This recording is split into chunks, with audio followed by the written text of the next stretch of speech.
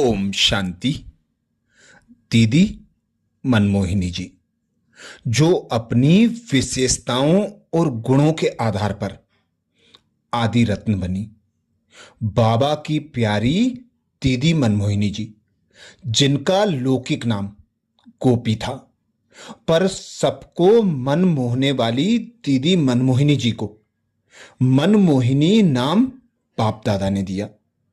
दीदी ने 28 जुलाई 1983 को अपने देह को त्याग अव्यक्त वतनवासी बन एडवांस पार्टी में गई। 28 जुलाई 2024 को दीदी जी का 41वां पुण्य स्मृति दिवस है। दीदी जी को हम सब भाई बहनों की ओर से सत सत नमन। हम दीदी की विशेषताएं, गुण तथा उनके जीवन से मिलने वाली शिक्षाओं का मनन कर रहे हैं, जिसके अब तक हमने अनेक वीडियो मनन किए। दीदी जी के बारे में भ्राता जगदीश चंद्र जी अपना अनुभव सुनाते हैं। भ्राता जगदीश चंद्र जी, जो इस ईश्वरीय विश्वविद्यालय के प्रमुख प्रवक्ता और ईश्वरीय साहित्य के प्रमुख रचनाकार थे, दीदी जी के बारे में अपना अनुभव बताते हुए कहते हैं, दीदी मनमोहिनी जी का दैहिक जन्म हैदराबाद सिंध के एक जाने माने धनाढ्य कुल में हुआ था। अतः उन्हें धन से प्राप्त होने वाले सभी सांसारिक सुख उपलब्ध थे, किंतु वे मानसिक रूप से असंतुष्ट थीं। उसका एक कारण यह भी था कि उनकी लौकिक माता युवावस्था में ही पति के देह त्याग के कारण बहुत दुखी और अशांत रहती थी।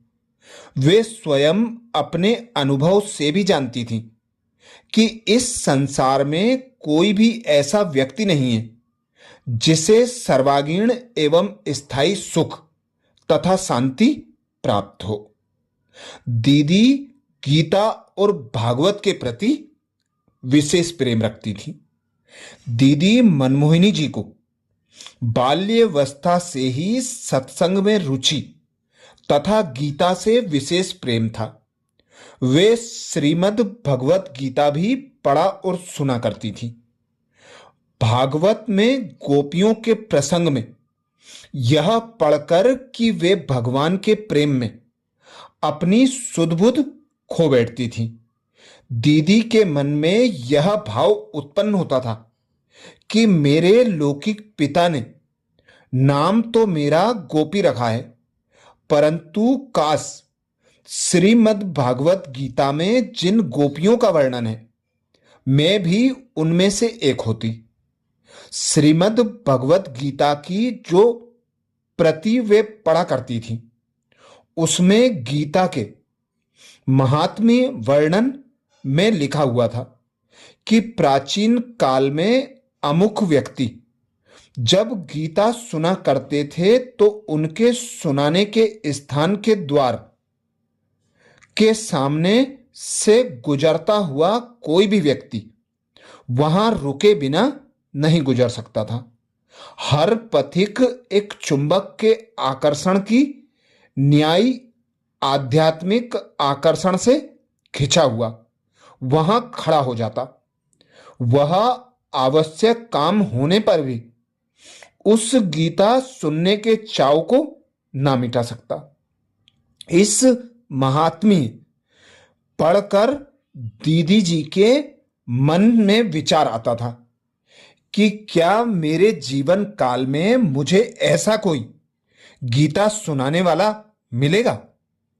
उनकी ये कामनाएं और भावनाएं शुभ और शील युक्त थी और आखिर उनके पूर्ण होने का समय आ गया। जिस सच्चे गीता ज्ञानदाता की उन्हें खोज थी, वह उन्हें मिल गया। भाई जी कहते हैं, उनकी लौकिक माता जी को किसी ने बताया कि दादा लेखराज प्रतिदिन अपने निवास स्थान पर ऐसी प्रभावशाली एवं मधुर रीति से गीता सुनाते हैं कि बस मन उसी में रम जाता है और जीवन विधि अथवा संस्कारों में परिवर्तन के शुभ लक्षण प्रकट होने लगते हैं। दीदी जी की लौकिक माता वहां ज्ञान सुनने गई। पति के देहांत के कारण उनके मन में वैराग्य तो था ही, अतः तब उन्हें ज्ञान की सुगंधी प्रभु स्मृति का आधार, एक उच्च लक्ष्य के लिए पुरुषार्थ करने की राह तथा उससे होने वाला हर्ष एवं आनंद भी प्राप्त हुआ। इसके बाद शीघ्र ही दीदी जी भी, जिनका लौकिक नाम गोपी था, गीता ज्ञान की प्यास और प्रभु मिलन की आस लिए वहां गई। वहां उन्होंने देखा कि दादा लेखराज, जिनका बाद में दिव्य नाम ब्रह्मा बाबा अथवा प्रजापिता ब्रह्मा प्रसिद्ध हुआ, वे मुखमंडल से पवित्रता का तेज और रूहानियत से प्राप्त होने वाली शांति की कांति का दिव्यता की चांदनी बरस रही थी। उनकी वाणी में एक अद्वितीय मिठास, ओज और रस था, जिससे सुनने वालों के मन को जहां शांति मिलती थी वहीं उनमें एक क्रांति भी आ जाती थी। बाबा की वाणी सुनने वाले पर ऐसा असर पड़ता था कि जो मनोविकार पहले उसे अपनी बेड़ियों में जकड़े हुए थे, वह उन्हें तोड़ फेंकने के लिए केवल कृत संकल्प ही नहीं होता था, बल्कि ज्ञान और योग की हथौड़ी और छेनी से चूर चूर कर देता था। दीदी जी भी उससे प्रभावित हुए बिना न रह सकी। उन्हें ऐसा लगा कि जिस सच्चे गीता ज्ञानदाता की उन्हें जीवन भर से खोज थी, वह अब उन्हें मिल गया। अतः बाबा ने अपने प्रवचनों में, जिन्हें अलौकिक भाषा में मुरली कहा जाता है, पूर्ण पवित्रता का व्रत लेने के लिए जो घोषणा की, उसके उत्तर में दीदी जी ने अन्य अनेकों की तरह इस महान व्रत को सहर्ष स्वीकार किया। उन्होंने यह मन में ठान लिया कि ब्रह्मचर्य व्रत के पालन के लिए वे सारे संसार का सामना करने के लिए सिर पर पहाड़ ढह जाने की तरह कष्टों का और सब प्रकार की कठिनाइयों का सामना करने के लिए तैयार हैं। यहां तक कि यदि उनका शरीर भी चला जाए तो वे उसकी भी बलि देंगी, परंतु वे इस व्रत से नहीं टलेगी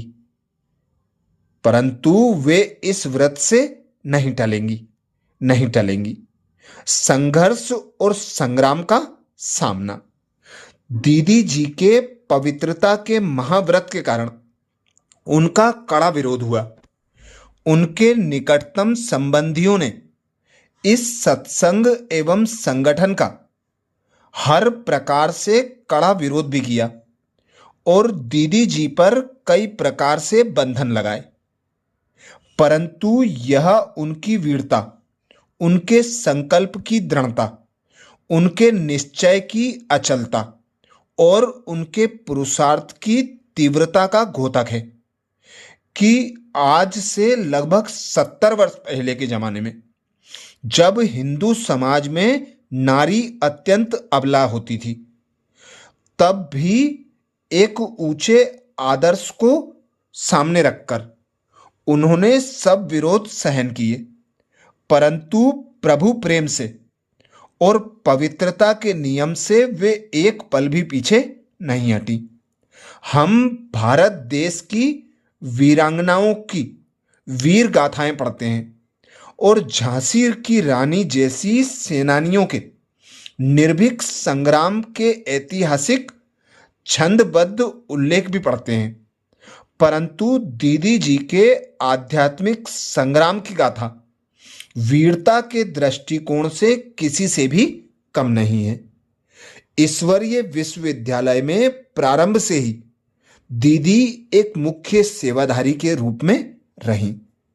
जगदीश चंद्र जी कहते हैं, सन 1937 में जब बाबा ने इस ईश्वरीय विश्वविद्यालय की स्थापना की और उसके लिए माताओं का, कन्याओं का एक ट्रस्ट बनाया और अपनी सारी चल अचल संपत्ति उन कन्याओं माताओं को समर्पित की, तब दीदी मनमोहिनी जी उस ट्रस्ट की एक विशेष सदस्य थी। तब से ही बाबा ने उन्हें कन्याओं माताओं के विभाग से संबंधित अनेक कार्यों के लिए जिम्मेवार ठहराया था। वे यज्ञ माता सरस्वती जी की विशेष परामर्शक भी नियुक्त की गई, क्योंकि उनमें तदानुकूल प्रतिभा भी थी। प्रशासन अभियंता। देश विभाजन के बाद सन 1951 में इस ईश्वरीय विश्वविद्यालय को सिंध में स्थानांतरित करने के लिए व्यवस्था करनी थी। तब बाबा ने दीदी जी को ही इस कार्य के लिए भेजा था। दीदी जी ने पूछताछ करते करते इसके लिए माउंट आबू को चुना था। ज्ञान मूर्ति, गुण मूर्ति, योग मूर्ति और वात्सल्य मूर्ति थी दीदी मनमोहिनी जी। भ्राता जगदीश चंद्र जी कहते हैं, इतना ही नहीं, दीदी में अनेक गुण थे। सबसे पहली बात तो यह है कि वे एक नियमित विद्यार्थी थी। सन 1937 से लेकर 1983 की बेला तक शायद ही कभी वे बाबा की ज्ञान मुरली के श्रवण अथवा संगठित ज्ञान अध्ययन क्लास में अनुपस्थित हुई होंगी। सभी ने उन्हें नित्य प्रातः नोटबुक व पेन का क्लास में प्रयोग करते हुए देखा था। वे सुनते समय कुछ ज्ञान बिंदुओं को लिख डालती और बाद में दिन भर में समय मिलने पर ज्ञान अभिलाषियों को सुनाती रहती। इस प्रकार 72 वर्ष की आयु में भी वे एक नित्य नियमित विद्यार्थी थीं, जिनका ही वे ज्ञानोपार्जन में तत्पर थी। उतना ही वे योग अभ्यास में भी तीव्र वेगी थी, जितना ही वे ज्ञानोपार्जन में तत्पर थी, उतना ही वे योग अभ्यास में भी तीव्र वेगी थी। वे नित्य प्रातः स्नान कर 4 बजे सामूहिक योग में न केवल उपस्थित होती, बल्कि अधिकतर मौन अभ्यास में सबके सम्मुख योग मूर्ति के रूप में योग सचेतक होती। संस्कार परिवर्तन की सेवा में दक्ष थी दीदी। इसके अतिरिक्त वे एक स्नेही आध्यात्मिक वरिष्ठ शिक्षिका भी थी। दूसरों को ज्ञान, गुण और योग के मार्ग पर लाने का उनका तरीका न्यारा था। वे प्रेम के प्रभाव से संपर्क में आने वालों के जीवन में सहज परिवर्तन लाने में दक्ष थी। कोई उनसे मिलने आता, वे ईश्वरीय विश्वविद्यालय की ओर से छपी एक डायरी, जिसमें ज्ञान और योग से संबंधित कुछ चित्र भी होते और हर पृष्ठ पर कोई ना कोई महावाक्य भी थे, उन्हें भेंट के रूप में देती।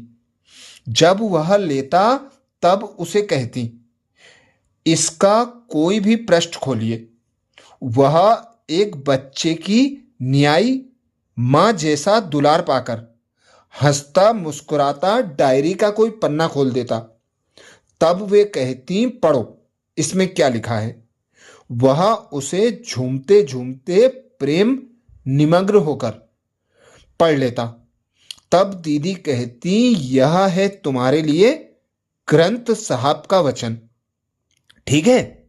वह उत्तर देता, जी हां, यह तो बहुत अच्छा है।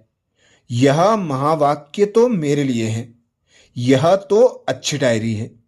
दीदी जी प्रत्युत्तर में कहती, अच्छी लगती है ना, इसे धारण करना। यह शिव बाबा की तरफ से आपके लिए सौगात है।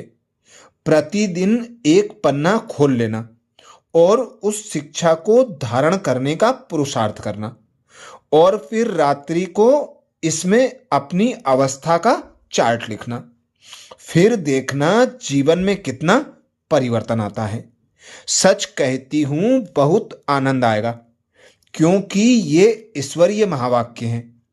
इस प्रकार उनकी सौगात जीवन को लोहे से सोना बना देती, और वह भी सुगंधित। गोया वे प्रेम और ईश्वरीय नियम की और मनुष्य का जीवन मोड़ देती।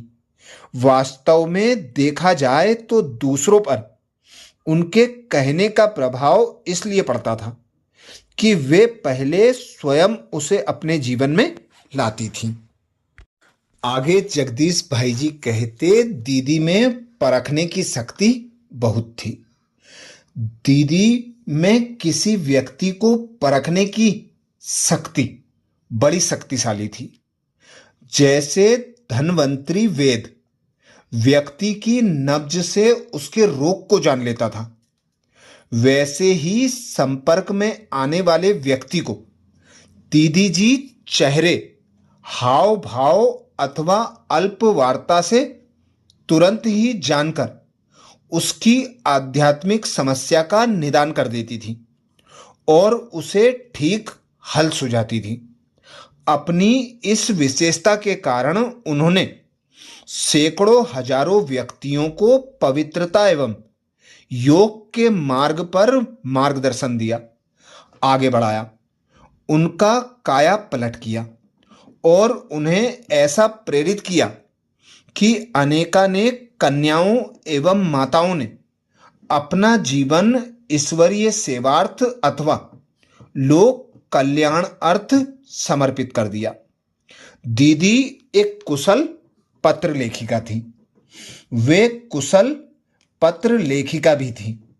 संक्षेप में ही पत्र एवं पत्रोत्तर द्वारा सोए हुओं को जगा देती अथवा माया से घायल हुए मन को राहत देकर पुनर्जीवन देने का महान कार्य करती।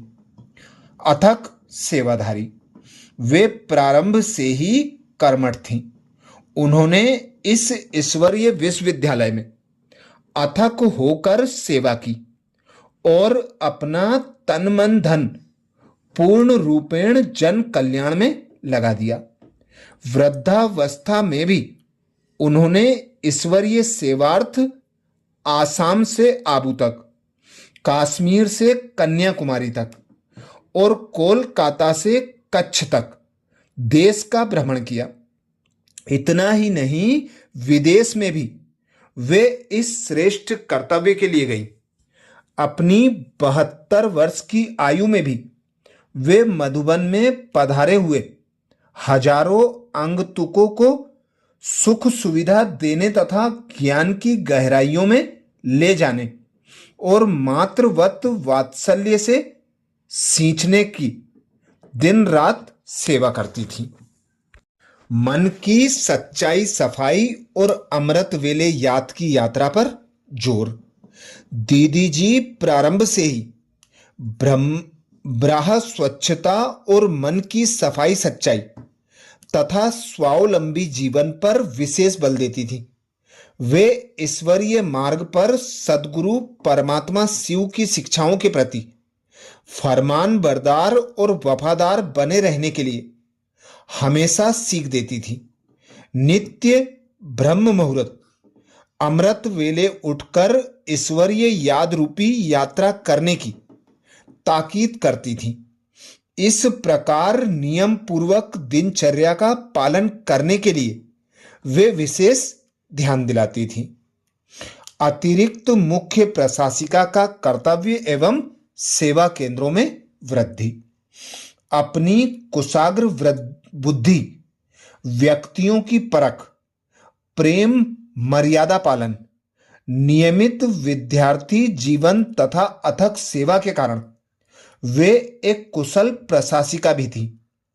इसलिए सन 1951-52 से लेकर जब ईश्वरीय सेवा प्रारंभ हुई, सन 1961 तक वे कंट्रोलर अथवा प्रशासन अभियंता एवं नियंत्रक नियुक्त थी और जनवरी सन 1969 में प्रजापिता ब्रह्मा के अव्यक्त होने के बाद उनकी इसकी मुख्य प्रशासिका दादी प्रकाशमणि जी के साथ अतिरिक्त प्रशासिका के तौर पर सेवारत थी।